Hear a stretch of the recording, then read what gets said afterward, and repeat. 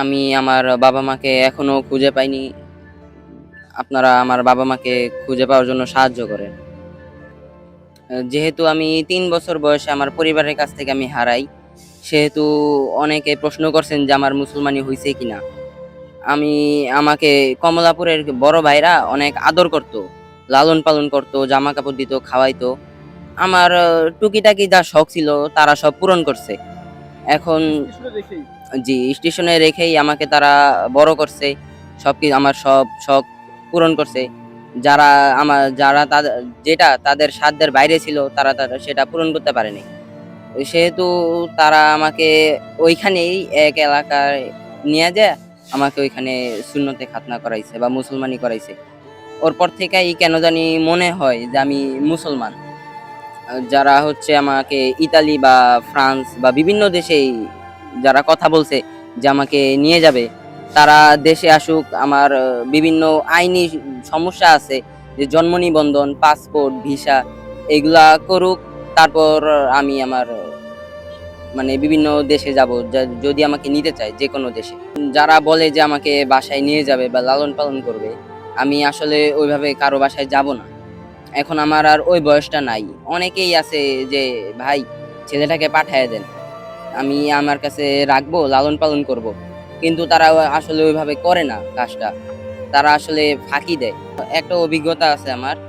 একটা লোক হচ্ছে, আমি কমলাপুরে বসে ছিলাম, আমি হচ্ছে একদিন ধরে কিছু খাই নাই, আমার পেটটা খুব ব্যথা করছিল। পরে একটা লোক বললো, ডাক দিল। ডাক দেওয়ার পর বললো বাসা কোথায়? বললাম যে আমি এখানেই থাকি। পরে বললো যে কিছু খাইছো? বলছি যে না ভাইয়া। পরে আমাকে দোকানে নিয়ে যায় কিছু খাওয়াইছে। খাওয়ানোর পরে বললো যে তোমার আমি একটা কাজ দিব, তুমি আমার বাসায় চলো। তখন আমি কিছু বুঝতাম না। পরে ভাইয়ার বাসায় গেলাম, ২-৩ দিন রাখলো আমাকে। খাওয়ানোর পরে রাতের বেলা দেখলাম যে আমার পকেটের মধ্যে কিছু কিছু একটা রাখতেছে। আমি আর ঘুমে কিছু উঠতে পারি নাই, কিছু বলতেও পারি নাই। পরে সকালে ওই ভাইয়াটা বলে যে তার নাকি ১,০০০ টাকা হারানো গেছে। পরে সে অনেক খোঁজাখুঁজি করার পর পায় নাই। পরে সে আমাকে ডাক দিল। ডাক দেওয়ার পরে বলল যে ভাইয়া তোমার হাতটা উঁচা করো, তোমার পকেট ২ টা চেক করব। এরপরে চেক করার পরে আমার কাছে ১,০০০ টাকা পায়। পরে সে আমাকে অনেক খারাপ কথায় গালি দিছে, খারাপ ভাষায় অনেক কথা বলছে, আমার পরিবার নিয়া খারাপ কথা বলছে।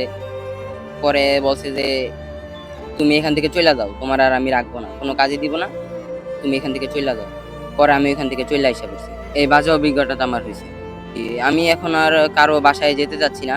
আমি চাই যে নিজের জীবনটা নিজে গড়বো, নিজের ভবিষ্যৎটা নিজে গড়তে চাই। যদি কেউ আমাকে কোনো প্রতিষ্ঠানে বা হোটেলে চাকরি দেয়, সেক্ষেত্রে তাহলে সে আসুক, আইসা এখানে কথাবার্তা বলুক। কথাবার্তা বললা আইনি যত সমস্যা আছে সেগুলা নিয়ে আমার জন্ম নিবন্ধন বানাক।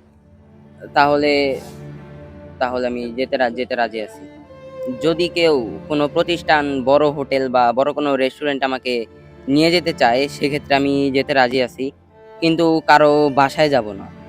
এই চ্যানেলে আমি একটা সাক্ষাৎকার দিছিলাম, যে ওই ভিডিওটা ভাইরাল হইছিল। অনেকে বলছিলেন যে আমাকে কিছু সাহায্য করবেন। অনেকে বলছিলেন বাসায় নিয়ে যাবেন বা হোটেলে কাজ দিবেন, বা অনেকে বলছিলেন যে বাবাকে কিছু সাহায্য করব।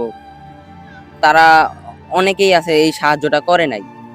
আমি চাই যে আমাকে যেন সাহায্যটা, অনেকেই অনেক জায়গায় টাকাটা খরচ করেন।